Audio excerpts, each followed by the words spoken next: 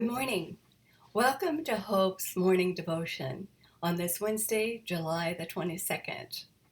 Our Bible verse for this morning is found in Romans chapter 8, verse 28. And we know that in all things God works for the good of those who love him, who've been called according to his purpose. I read that one Sunday morning at church, a new pastor asked an older elder if he would lead in the opening prayer. Well, the elder stood up, he bowed his head, and he said, "Lord, I hate buttermilk." The pastor opened one eye and wondered where this was going. The elder continued, "And Lord, I hate lard." Now the pastor was totally perplexed.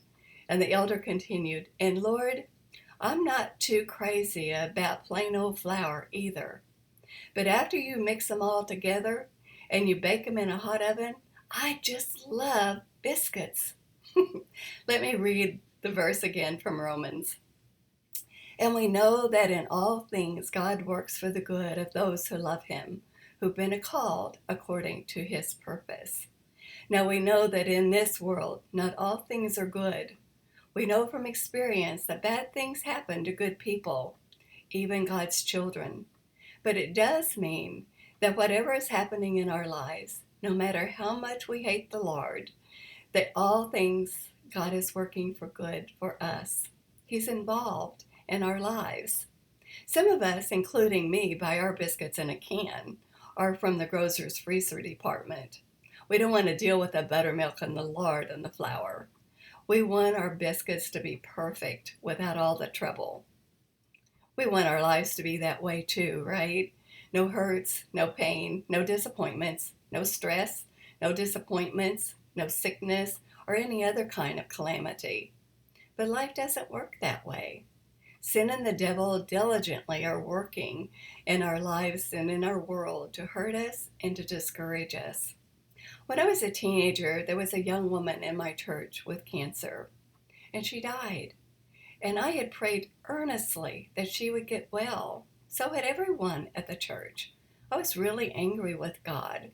I thought he had let her down, and I thought he had let me down too.